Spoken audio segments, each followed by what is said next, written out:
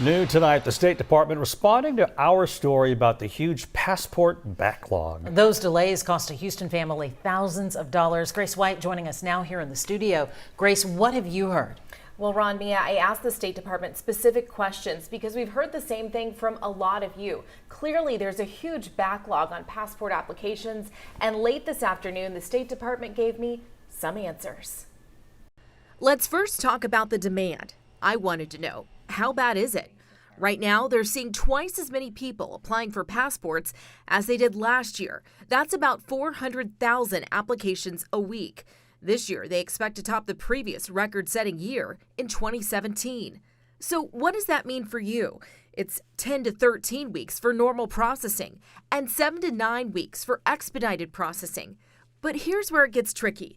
If you read the fine print, it can take up to 2 more weeks to mail. So really, the fastest you're looking at is somewhere between 9 and 15 weeks. And here's a question we wanted to know after hearing the Houston couple's story we shared last night. Their passports arrived at different times, but they applied on the same day. The State Department says that can happen.